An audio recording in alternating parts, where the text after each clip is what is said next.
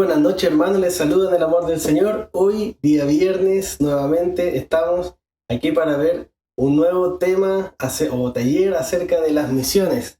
Hoy tenemos como invitado a nuestro pastor Vicente Ulloa, quien nos va a traer la palabra del Señor, pero antes me gustaría que pudiéramos leer juntos un versículo de la palabra del Señor. En 2 Corintios capítulo 5, versículos 17 hasta el 19, dice: de modo que si alguno está en Cristo, nueva criatura es. Las cosas viejas pasaron, he aquí todas son hechas nuevas. Y todo esto proviene de Dios, quien nos reconcilió consigo mismo por Cristo, y nos dio el ministerio de la reconciliación. Y Dios estaba en Cristo reconciliando consigo al mundo, no tomándoles en cuenta a los hombres sus pecados, y nos entregó a nosotros la palabra de la reconciliación. Esta palabra es para nosotros. Tenemos el ministerio de la reconciliación, que consiste en reconciliar al mundo con el Señor. Así que, hermanos, hoy vamos a tener este nuevo taller. Espero que sea de mucha bendición para ustedes, así como lo han sido los dos talleres anteriores y todo este tiempo que hemos tenido para aprender más acerca de la misión del Señor. Les invito a que hagamos una oración y pasemos a la palabra. Amén. Padre, en el nombre de Jesús te damos gracias por tu palabra, Señor, por el pastor Vicente, Señor. Seas tú bendiciéndole y seas tú, tu Santo Espíritu, hablando a nuestras vidas en el día de hoy, tocándonos, Señor, y dirigiéndonos en la dirección que tú quieres llevar a tu iglesia, Padre. En el nombre de Jesús, háblanos conforme a tu voluntad. Gracias, Señor. Amén. Amén, hermanos. Vamos a escuchar la palabra del Señor. Que Dios le bendiga. Les saludo en el nombre de nuestro Señor Jesucristo, agradeciendo a Dios por la oportunidad que me han concedido de poder compartir con cada uno de ustedes de esta temática que es tan importante como es misiones. Un saludo para el hermano David, la hermana Laura, sean muy bendecidos en la obra del ministerio en la cual están y que puedan llevar adelante toda tarea que el Señor ponga en sus corazones en ese lugar. Bueno, quisiera compartir con ustedes en esta hora la temática de misiones y quiero hacerlo respondiendo a dos interrogantes que se nos presentan y estas dos interrogantes son, en primer lugar, ¿por qué? Y en segundo lugar, ¿quién? De esa manera podemos adentrarnos en el conocimiento y en el entendimiento que nos dice la palabra de Dios respecto a lo que nosotros conocemos como misiones.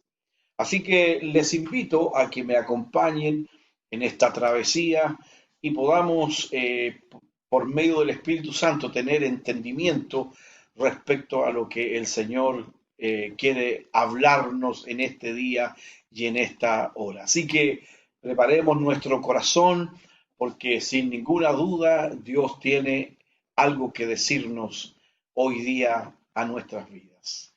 Entonces, comencemos por la primera interrogante, que es ¿por qué? ¿Por qué misiones? Entendiendo que estamos viviendo en un lugar, en un entorno donde tenemos muchas necesidades. Nosotros salimos a la calle y encontramos a muchas personas con necesidad. Entonces, ¿por qué involucrarnos en una tarea de misiones que conlleva el ir lejos, más allá de nuestras fronteras y para alcanzar a personas que además no conocemos? Bueno, cuando nosotros miramos misiones, nos damos cuenta que a nuestro alrededor hay mucha gente que ha escuchado el Evangelio por mucho tiempo y muchas veces.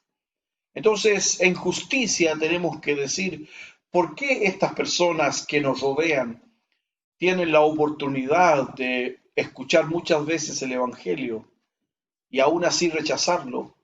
Y hay personas en el mundo que no han oído ni una sola vez hablar del mensaje del Evangelio y ni siquiera saben quién es Jesús.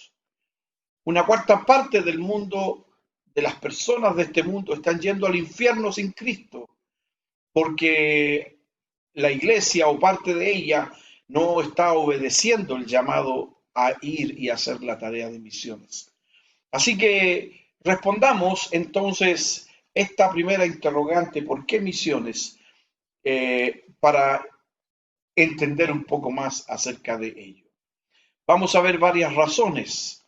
La primera razón es porque la cosmovisión cristiana es el ejemplo más grande de generosidad.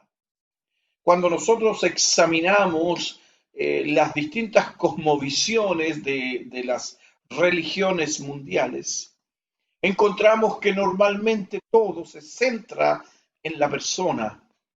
Pero cuando nosotros miramos la cosmovisión del Evangelio, es decir, cómo conceptualiza el Evangelio el mundo y las personas, nos damos cuenta que este cristianismo es un ejemplo de generosidad.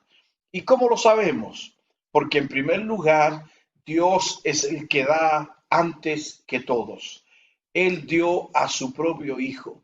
Y ahí encontramos nosotros la palabra, este texto tan conocido y tan importante del Evangelio que dice: porque de tal manera amó Dios al mundo, que ha dado a su Hijo unigénito, para que todo aquel que en él cree no se pierda, mas tenga vida eterna.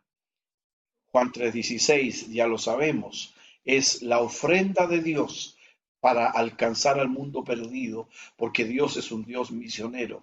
También entendemos que el cristianismo es un ejemplo de generosidad porque Jesús dio su propia vida. Es decir, el Padre da a su Hijo, Jesús da su propia vida. La Escritura nos muestra cómo es que el Señor se entregó a sí mismo por nosotros. Nos dice en Romanos capítulo 5, versículo 8: mas Dios muestra su amor para con nosotros en que, siendo aún pecadores, Cristo murió por nosotros. Por lo tanto, Jesús ofrenda su propia vida por nosotros generosamente.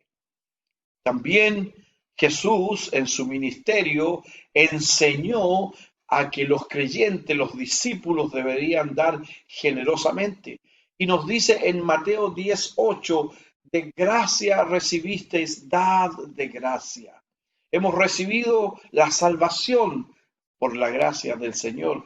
Entonces debemos estar dispuestos a entregar la salvación generosamente a quienes nos rodean. También entendemos que el cristianismo es un ejemplo, un gran ejemplo de generosidad, porque también la Biblia dice que Dios ama al dador alegre. Y nos dice 2 Corintios 9:6: el que siembra escasamente, también segará escasamente. Y el que siembra generosamente, generosamente también segará. Entonces, cuando, por cierto, en el contexto que está este versículo, está hablando de la ofrenda de la iglesia de Corinto para los santos de Jerusalén, pero este sembrar generoso debe involucrar más que solamente dinero, porque tal vez dinero es lo más fácil que podemos dar, pero nuestras oraciones, nuestro tiempo y nuestra propia vida para hacer la tarea misionera, debemos hacerlo también generosamente.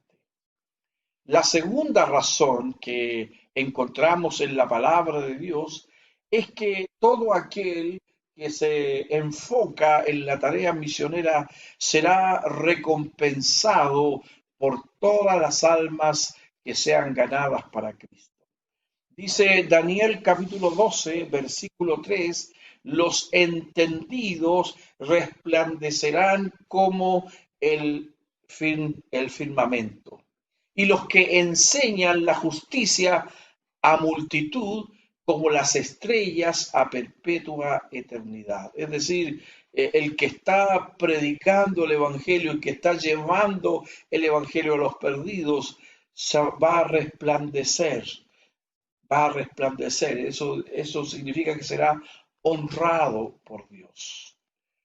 En tercer lugar, cuando nosotros predicamos el Evangelio y especialmente cuando lo hacemos en aquellos lugares donde nunca antes se ha predicado el Evangelio, estamos llamando al Señor a que regrese. Dice el apóstol Pedro, segunda de Pedro 3:9, el Señor no retarda su promesa, según algunos la tienen por tardanza, sino que es paciente con nosotros, no queriendo que ninguno perezca, sino que todos procedan al arrepentimiento. Por lo tanto, el Señor está esperando que nosotros cumplamos la tarea de llevar el Evangelio al mundo perdido, para que Él pueda venir por su iglesia, por todos aquellos que serán salvos. En cuarto lugar, tenemos que decir que una razón más que tenemos para hacer la tarea misionera, por qué debemos enfocarnos en las misiones, es porque el hombre caído, el hombre que está sin Cristo, ha sido sentenciado a muerte. Romanos capítulo 6, versículo 23 dice, por tanto, como el pecado entró en el mundo por un hombre y por el pecado la muerte, así la muerte pasó a todos los hombres por cuanto todos pecaron. Eso es Romanos 5:12. Y en Romanos 6:23 dice, porque la paga del pecado es muerte, mas el regalo de Dios es vida eterna. El hombre está sin Cristo y está perdido y está condenado a la muerte eterna. Por eso nosotros debemos enfocarnos en la tarea misionera. También la quinta razón es porque solamente hay un Salvador. No hay 10 salvadores, no hay muchos salvadores, hay un solo Salvador y eso el apóstol Pedro lo dice anunciando el Evangelio en Hechos 4:12. En ningún otro hay salvación porque no hay otro nombre bajo el cielo dado a los hombres en que podamos ser salvos. Por lo tanto, tenemos que predicar a Jesucristo. Si hubiesen otros caminos, si hubiesen otros nombres, entonces se podría hacer en otro nombre. Pero hay uno solo que puede salvar y es Jesús. Y nosotros debemos hacer esta tarea para llevar el nombre de Jesús al mundo perdido. También Romanos 10:13 dice, porque todo aquel que invocare el nombre del Señor será salvo, porque por medio de él viene la salvación. La razón número 6 es porque sin el Evangelio, estos que están sin Cristo perecerán eternamente. ¿Por qué misiones? Porque hay gente que no ha conocido al Señor y si no conocen al Señor antes de morir, irán a la condenación eterna. Ezequiel capítulo 3 versículo 18 dice, cuando yo dijere al impío, de cierto morirás, y tú no le amonestares ni le hablares para que el impío sea apercibido de su mal camino a fin de que viva, el impío morirá por su maldad, pero su sangre demandaré de tu mano. Es decir, es una tremenda responsabilidad la que tenemos de llevar el Evangelio de Jesucristo a través de la tarea misionera al mundo entero y no solo en nuestro entorno. Número 7, porque cada alma vale más que el mundo entero. Es decir, ¿por qué misiones? Porque cada alma vale el mundo entero. No solo el alma de tu familia, el alma de tu amigo, de tu compañero o de tu vecino, sino el alma de aquellos que están lejos de nosotros y que no han tenido la oportunidad de escuchar el nombre de Jesús. Nos dice el Salmo 49, versículos 7 y 8, nadie puede salvar a nadie, ni pagarle a Dios rescate por la vida. tal rescate es muy costoso, ningún pago es suficiente. Y también Mateo 16, versículo 26 dice, ¿qué aprovechará el hombre si ganare todo el mundo y perdiere su alma? ¿O qué recompensa dará el hombre por su alma? No hay nada que el hombre pueda hacer sino solamente conocer a Cristo. Por eso, misiones. Número 8, porque Dios nos hará responsables si no les hablamos de Cristo a las personas que están perdidas. Nos dice Proverbios capítulo 24, versículos 11 y 12, rescata a los que van rumbo a la muerte, detén a los que a tumbos avanzan al suplicio, pues aunque digas, yo no lo sabía, ¿no habrá de darse cuenta el que pesa los corazones? ¿No habrá de saberlo el que vigila tu vida? El que paga a cada uno según sus acciones. Esta es la razón porque habiendo sido salvos, cada uno de nosotros tenemos la responsabilidad de alcanzar al que está perdido. Debemos hacerlo porque tenemos esta responsabilidad. Y número 9, ¿por qué misiones? Porque Jesús nos dejó la orden que hagamos misiones. Vayan por todo el mundo, dijo el Señor, y anuncien las buenas nuevas a toda criatura. Vayan por todo el mundo.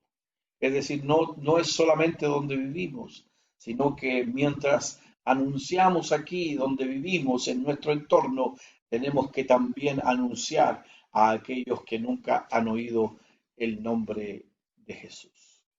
Entonces, con esto hemos respondido a la primera interrogante. ¿Por qué misiones?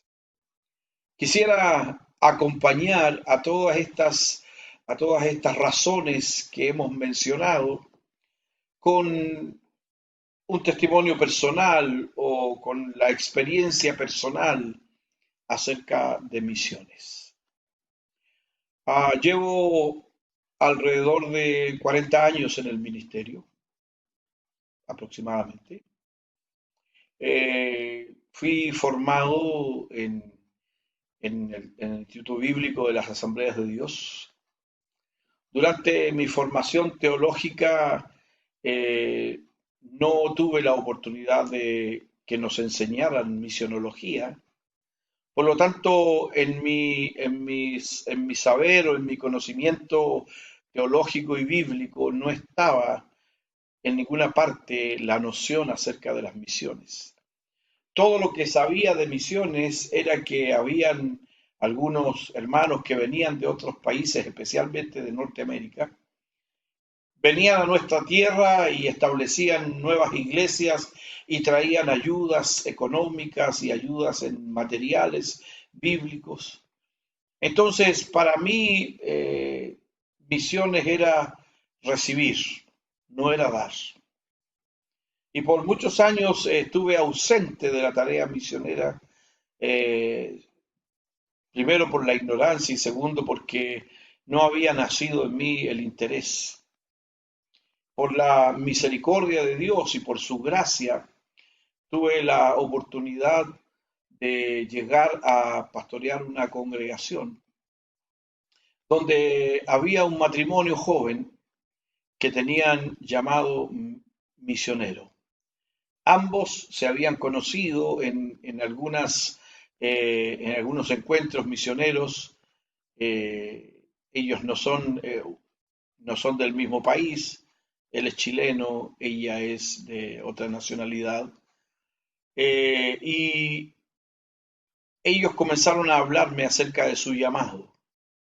Inicialmente mi actitud era más bien de condescendencia, no de indiferencia, pero sí de condescendencia. Ellos me hablaban de misiones y yo decía, sí, claro, sí, está bien, qué bueno, pero no tenía ninguna actitud activa frente a eso.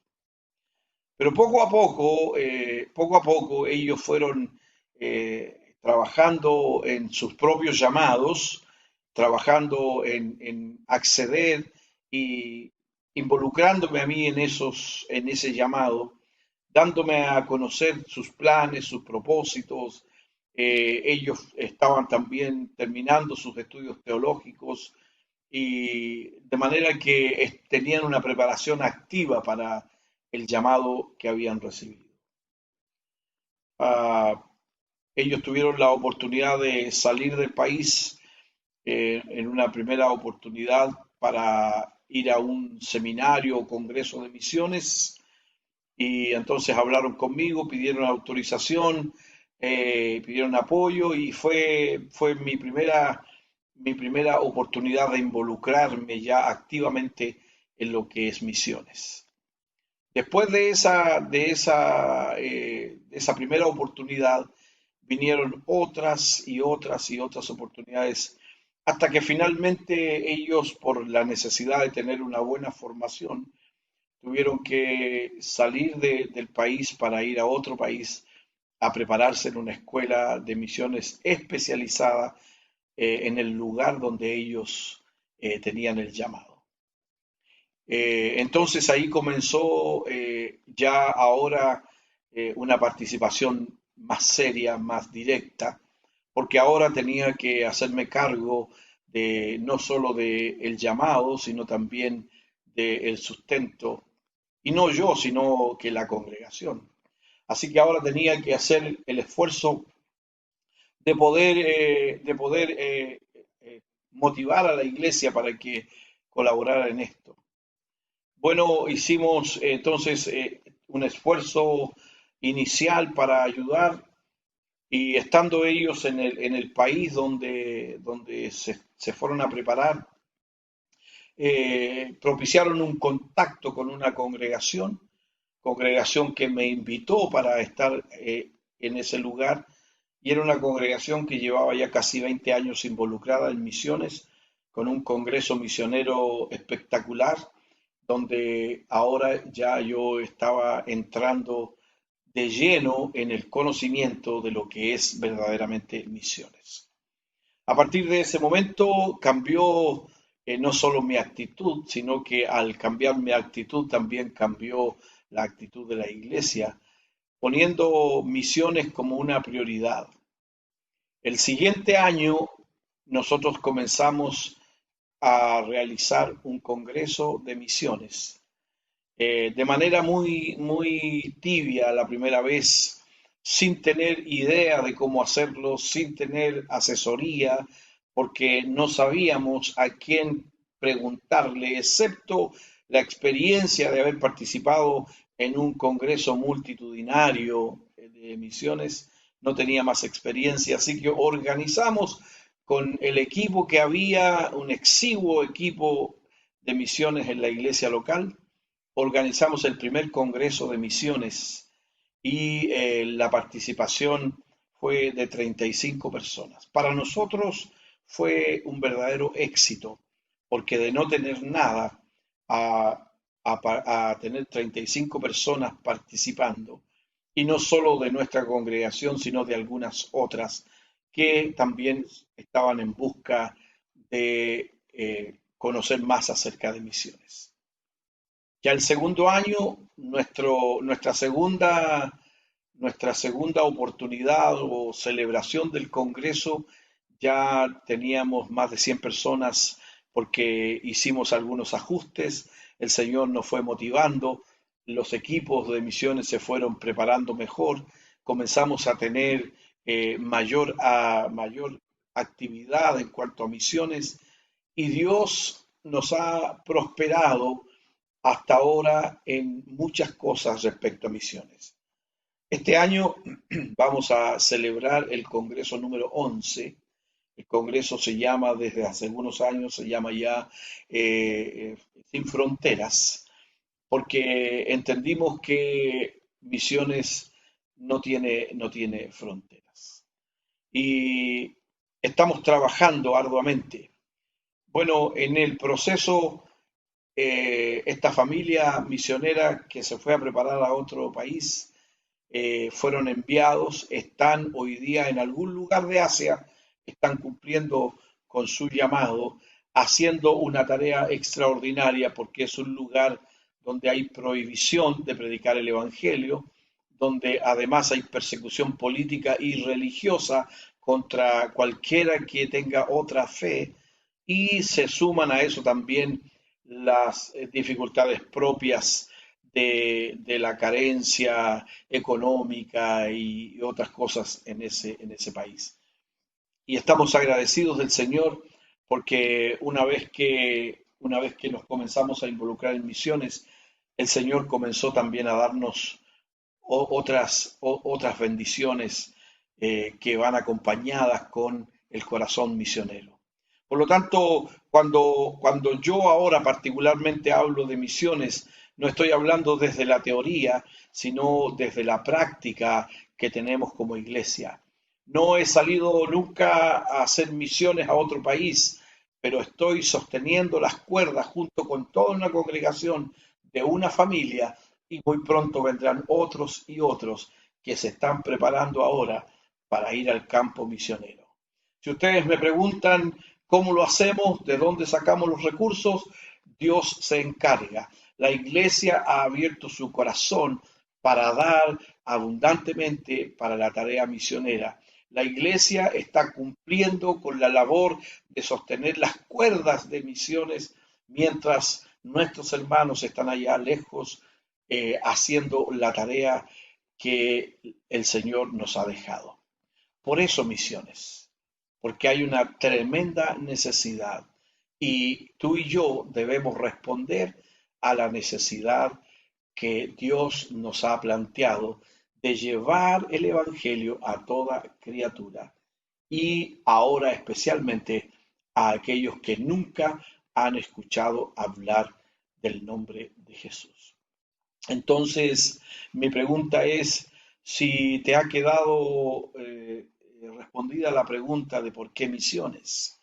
No es por solamente por una responsabilidad o por una actividad eclesiástica, es por una necesidad latente, importante y que está en el corazón de Dios. Así como un día alguien llegó y te habló de Cristo, así nosotros tenemos que ir para hablar de Cristo a los que no le conocen. Tal vez tú nunca vas a estar en el campo misionero, pero puedes orar, que es muy importante el sostenimiento espiritual de los misioneros. Puedes movilizar a la iglesia dando mucha información acerca de misiones. Puedes también ser parte de los que envían a los misioneros y puedes ofrendar para misiones, para el sostenimiento de los misioneros en el campo. La decisión está de tu lado, porque Dios ya tomó la decisión. Quiere ganar al mundo entero, pero necesita de tu vida para que se pueda hacer esta tarea. Por eso, misiones. Vamos a entonces a detenernos aquí habiendo respondido esta primera interrogante y vamos entonces ahora a responder la segunda interrogante. Ya respondimos la interrogante ¿por qué misiones? Ahora vamos a responder la interrogante ¿quién debe hacer misiones? Entonces ahora entramos en un punto donde nosotros no podemos hacernos a un lado, porque la tarea de las misiones le fue dada a la iglesia. Es el propósito principal por lo cual la iglesia existe, el propósito principal por la cual la iglesia fue establecida por el Señor. Entonces, si nosotros miramos en las Escrituras, podemos darnos cuenta que el Señor fundó la iglesia para evangelizar a todo el mundo. El Señor escuchó una declaración del apóstol Pedro cuando él les pregunta, ¿qué dice la gente que soy yo? Y ellos respondieron, diferentes cosas de acuerdo a lo que la gente decía. Pero el Señor ahora les pregunta, ¿y ustedes quién dice que soy yo? ¿Qué dicen ustedes acerca de mí? Y Pedro responde, tú eres el Cristo, el Hijo del Dios viviente.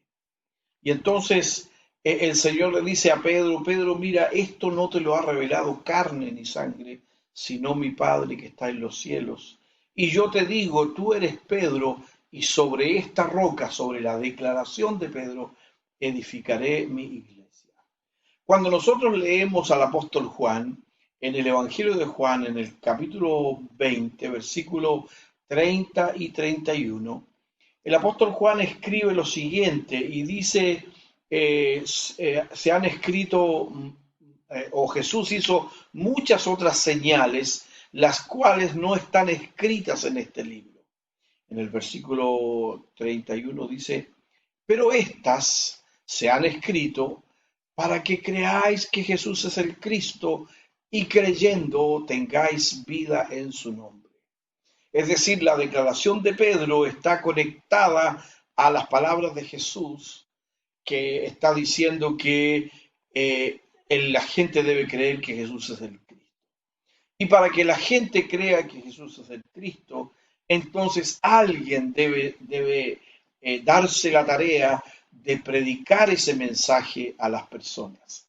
Y entonces aquí nos encontramos con la respuesta a nuestra interrogante, ¿quién? Bueno, Jesús el Señor preparó a sus discípulos en primer lugar para las cosas que vendrían. Después de resucitar, nos dice Lucas en el libro de los Hechos, que se les apareció a sus discípulos durante 40 días hablándoles acerca del reino de Dios.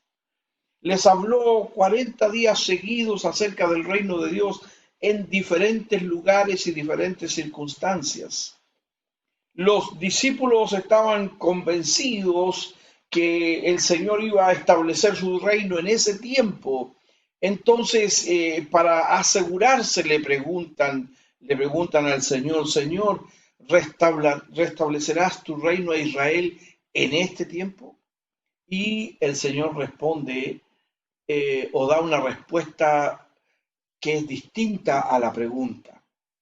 Porque el Señor dice, miren, no les toca a ustedes saber el tiempo o las sazones que el Padre puso en su sola potestad, pero recibiréis poder.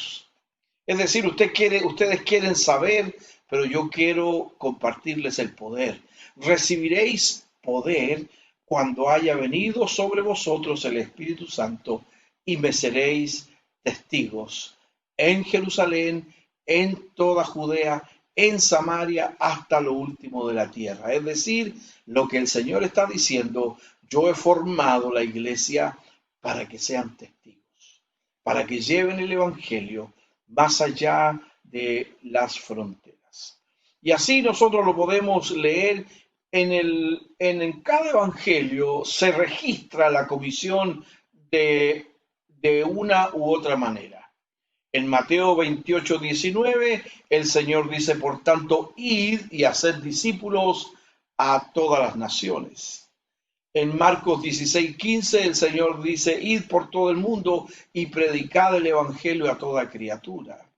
En Lucas 24, 47 dice que se predique el arrepentimiento y el perdón de los pecados en su nombre a todas las naciones. Y en Juan capítulo 20, versículo 21, el Señor dice, como mi Padre me envió, yo os envío. Por lo tanto, el quién está respondido en la comisión, aquellos que son parte de la iglesia. Y Jesús, para reiterar esto, antes de partir le dice a sus discípulos, recibiréis poder. Para hacer esta tarea que yo les estoy encomendando, ustedes van a recibir poder.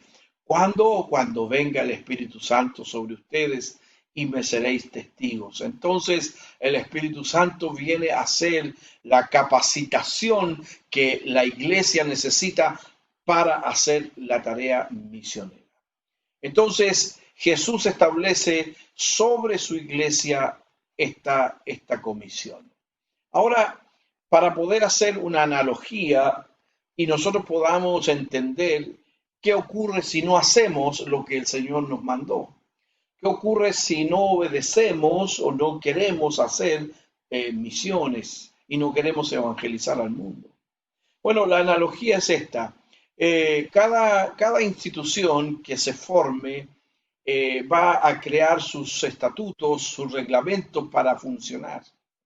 Y esa institución está obligada, ¿cierto?, con esos estatutos o con esos reglamentos que creó, y el que se quiera incorporar a esa institución debe cumplir con lo que ahí se ha establecido. Ahora, cuando una institución deja de cumplir con esos estatutos o reglamentos, pierde su derecho a existir. Bueno, la palabra de Dios son los estatutos de Dios para nuestra vida. En la palabra de Dios está la tarea, el marco de tarea para la iglesia de todos los tiempos. Entonces, cuando una congregación, ¿cierto?, deja de cumplir con lo que el Señor ordenó, ya no tiene el derecho de continuar como iglesia, solo mientras cumple con sus obligaciones frente a aquel que ordenó la iglesia. Tampoco las promesas de Cristo pertenecen a aquellos que fallan en cumplir la gran comisión. Todos aquellos que no cumplen con la gran comisión pierden el derecho a reclamar el poder de Jesucristo y la gracia de Jesucristo, porque no están cumpliendo con la tarea que el Señor estableció para la iglesia. Y a nosotros claramente nos gusta mucho las promesas. De hecho, hay Biblias que remarcan o subrayan las promesas y hay estudios que hablan de la cantidad de promesas que hay en la Biblia. Y nosotros entonces estamos dispuestos a orar a Dios y decirle, Señor, tu palabra dice, como por ejemplo el Señor dijo, he aquí, yo estoy con ustedes todos los días hasta el fin del mundo. Pero esa promesa tiene una condicionante, es decir, la promesa es para todos aquellos que obedecen el mandato de hacer discípulos a todas las naciones.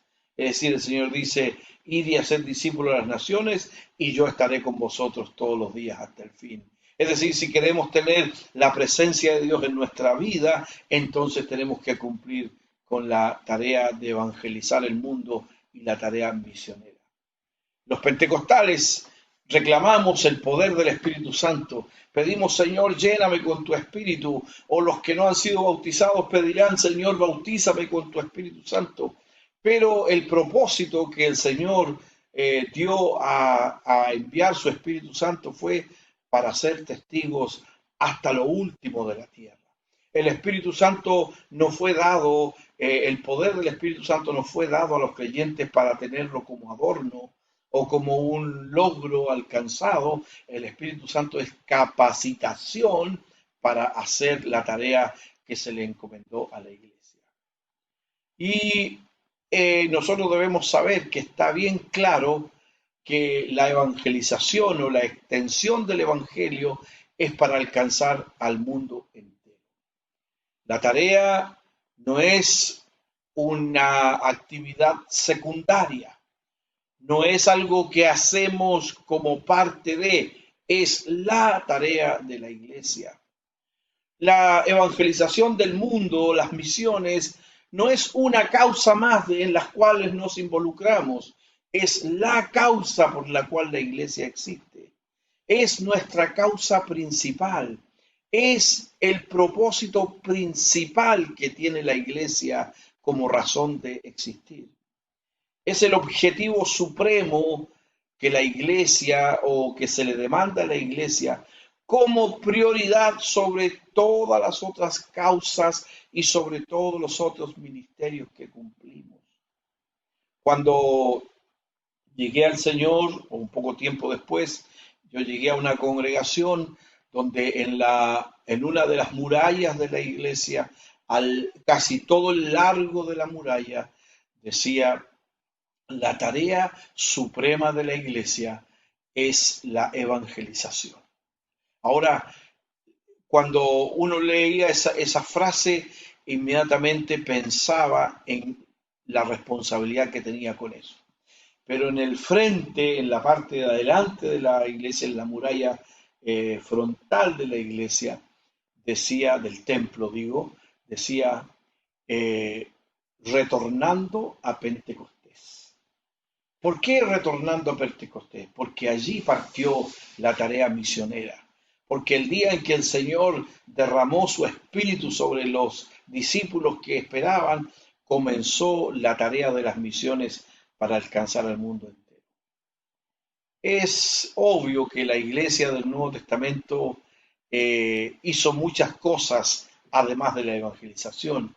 Por ejemplo, nos dice en Hechos capítulo 2 que perseveraban en la doctrina de los apóstoles, en la comunión unos con otros, en el partimiento del pan y en las oraciones. Son cosas que la iglesia no debe dejar de hacer. Son cosas que la iglesia hace con mucha importancia. Sin embargo, cada una de esas cosas, perseverar en la doctrina de los apóstoles, tener comunión unos con otros, tener partimiento del pan y las oraciones, no eran un fin en sí mismo, sino que eran los medios para alcanzar el propósito central de la iglesia, que es la evangelización del mundo entero.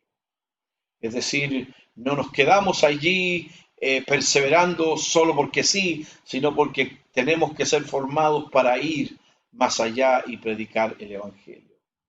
La iglesia debe funcionar y comportarse como el Señor quiere.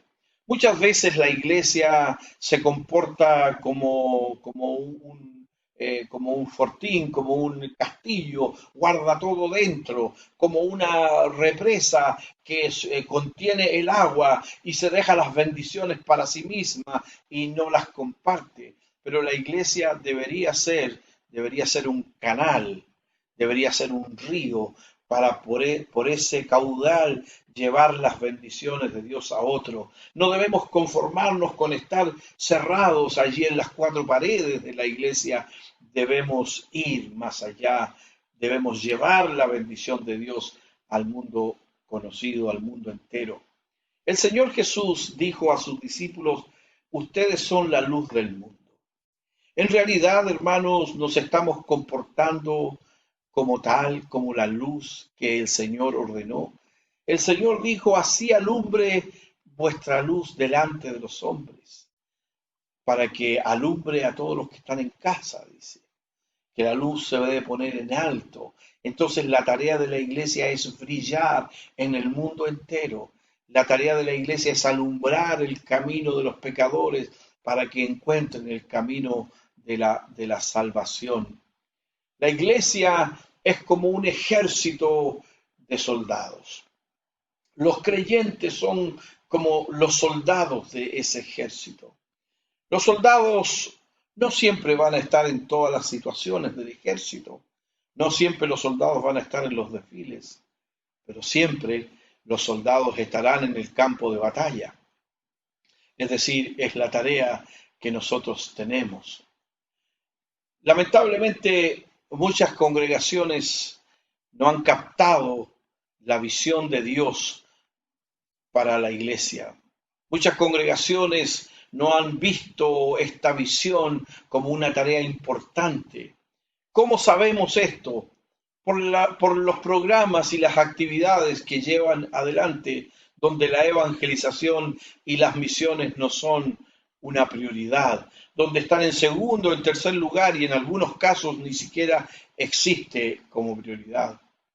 Porque también muchos pastores e iglesias existen sin el propósito de continuar la tarea que la iglesia vino haciendo desde los siglos, sino para mantener la rutina y mantenerse en el estado que siempre ha perseverado, pero no están mirando más allá de lo que es la tarea de la iglesia.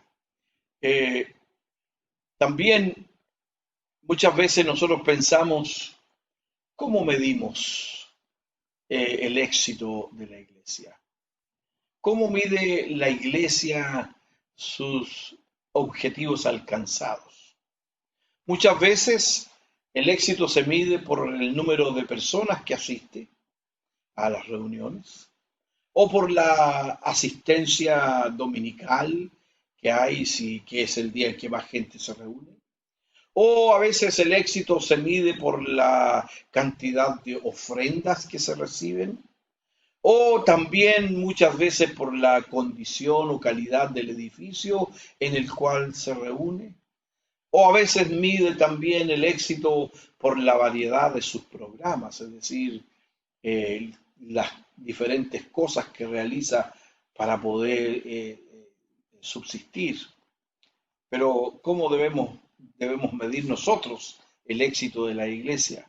Ninguna de esas cosas, ni siquiera si hacemos todas esas, pueden medir el verdadero éxito de la iglesia, porque el verdadero éxito es medirse con el cumplimiento del propósito que Dios tiene con la iglesia y a qué fue llamada y por qué fue establecida. Es para evangelizar al mundo y alcanzar al mundo que está perdido. Entonces, ¿cuál es el propósito principal de la iglesia? Recuerde que estamos respondiendo a la interrogante ¿quién debe hacer misiones? Y ahora nos preguntamos entonces, ¿cuál es el propósito principal de la iglesia local? ¿Ganar almas para Cristo en su comunidad es el propósito principal? ¿Incrementar la fe y la experiencia entre los miembros? ¿Servir como ejemplo de amor y de la pureza de Dios? Sí, todas estas cosas son cosas que la iglesia debe hacer, pero estas cosas solas no cumplen la gran comisión. Estas cosas solas no son la gran comisión. La iglesia del Señor Jesucristo, por su naturaleza, debe siempre estar dedicada al cumplimiento del propósito de Dios para todo el mundo. La influencia de cada congregación debe sentirse alrededor de todo el mundo y no solo en el lugar donde está establecida. Bueno, cuando nosotros hacemos una comparación, cuando nosotros comparamos la iglesia del siglo primero, la iglesia que estableció el Señor y los discípulos de esa iglesia, con la iglesia del resto de los 19 siglos o 20 siglos que han pasado, estamos en desventaja. ¿Por qué? Porque la iglesia del primer siglo porcentualmente, hizo más para evangelizar al mundo que cualquier otra generación hasta hoy. Es decir, lo que hizo la iglesia en el primer siglo en porcentaje ha sido mucho más de lo que la iglesia hizo en el resto de los 19 siglos. La iglesia hizo más para evangelizar al mundo que cualquier otra generación. Y si nosotros medimos esto en ventajas y desventajas, la iglesia del primer siglo tenía muchas desventajas. Primero, eran solo un grupo pequeño y la iglesia solo era conocida en un lugar que es Jerusalén. Segundo, no tenían muchos recursos económicos como para planificar alcanzar al mundo. Tercero, sus medios de transporte eran limitados. Ellos no viajaban en un día, se demoraban a veces meses en llegar de un lugar a otro. No tenían una página impresa o un teléfono celular. No tenían equipo de sonidos, ni tenían computadora, no tenían televisión ni radio, no tenían internet, ninguna de esas cosas con las cuales hoy nosotros trabajamos y con las cuales nosotros hacemos la tarea. Además, ellos sufrieron las burlas del mundo religioso y la persecución del mundo político. Y aún así, con todas las desventajas, ellos sobrepasaron a la iglesia contemporánea en su entrega por ganar al mundo. Tenemos que revertir esa situación porque hemos sido nosotros llamados a llevar el Evangelio a toda criatura en todo lugar. Bueno, hay algunas características que revelan el secreto del éxito de la iglesia del Nuevo Testamento. Primero, estaban ellos separados del mundo. ¿Qué quiere decir eso? No quiere decir que estaban en una burbuja, que estaban aislados, que no se metían con nadie. Esto significa que no valorizaban al mundo por sus atracciones. Es decir, no estaban buscando las cosas que el mundo podía ofrecerle. El mundo había perdido valor para ellos porque habían conocido algo mayor y mejor que el mundo. Las vidas de ellos habían sido transformadas, su vida era una vida cambiada. Tenían nuevos valores y nuevas aspiraciones. Probablemente en esa generación las aspiraciones eran o las expectativas eran muy bajas. Sin embargo, el Evangelio y la salvación les dio nuevos valores, nuevas motivaciones y nuevas aspiraciones para alcanzar. Fueron rechazados por el mundo, no fueron una comunidad a quien el mundo estimaba, eran rechazados, pero ellos marcharon siempre al mismo ritmo del llamado celestial. Sabían que era de Dios lo que estaban haciendo. Y ellos lograban declarar o decir, con Cristo estoy juntamente crucificado. Es decir, su mirada estaba puesta en aún dar la vida por la misión que les había sido entregada. En segundo lugar, estaban llenos del Espíritu Santo. Una promesa que es para todo creyente, que no es solamente para los creyentes del primer siglo, sino que esta promesa es para los creyentes de todas las épocas de la humanidad. El apóstol Pedro dijo, porque para vosotros es la promesa, y para vuestros hijos, y para los que están lejos, y para todos cuantos el Señor nuestro Dios llamare. Por lo tanto, el Espíritu Santo es para cada creyente. Cada creyente debe ser lleno del Espíritu Santo porque este fue dado para cumplir con la gran comisión. Esa fue la razón por la que el Señor nos dio y nos dejó como promesa el Espíritu Santo. También porque poseían un espíritu misionero, es decir, el Señor puso en sus corazones a través del Espíritu Santo este espíritu misionero. La responsabilidad de extender el Evangelio no era encomendado a un pequeño grupo dentro de la iglesia. No era solamente ya a ustedes lo vamos a mandar. La tarea era encomendada para la iglesia en general en sus distintas formas.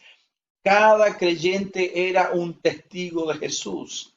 Y dice el libro de los Hechos, iban por todas partes anunciando el Evangelio.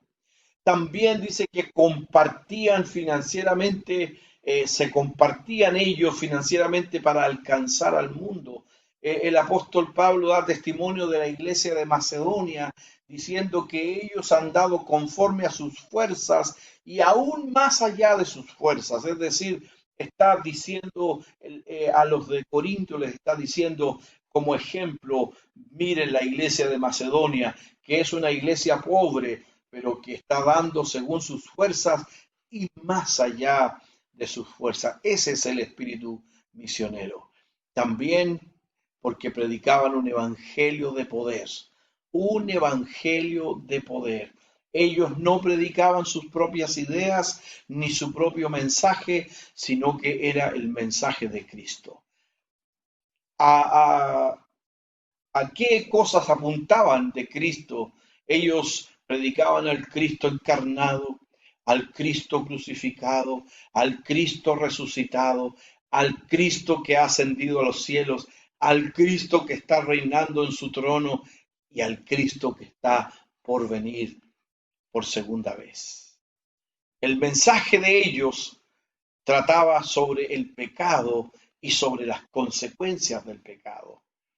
Ofrecían a los hombres no bendiciones, sino que una vida transformada y una eternidad con Cristo. y su mensaje era respaldado con poder, con señales y con milagros. Por lo tanto, era un mensaje poderoso. Entonces, volvemos a preguntarnos, ¿cómo mide nuestra iglesia local el éxito? ¿Cómo mide la iglesia local en la cual ustedes asisten el éxito? ¿Estamos nosotros cumpliendo, están ustedes cumpliendo con el propósito de ganar almas? ¿O nos hemos convertido en una comunidad social donde nos desarrollamos nosotros y no miramos hacia el mundo exterior donde están los que están perdidos? Hermanos, si hemos fallado en esta tarea, tenemos dos alternativas solamente.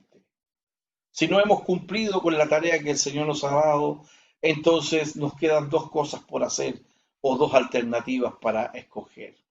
Primero, abandonar o dejar nuestro puesto como iglesia, porque no estamos siendo iglesia si no estamos cumpliendo la gran comisión. O, en segundo lugar, pedirle a Dios que nos perdone por no ser fructíferos en esta tarea y comprometernos a compartir a Cristo con un mundo que está agonizando antes que sea demasiado tarde. Hermanos amados, el tiempo se está acabando, el tiempo se está terminando para ellos que están perdidos y para nosotros en cumplir la tarea que Dios nos ha otorgado. Así que, ¿qué vamos a hacer? Este es un asunto muy importante. Podríamos decir que es un asunto de vida o muerte.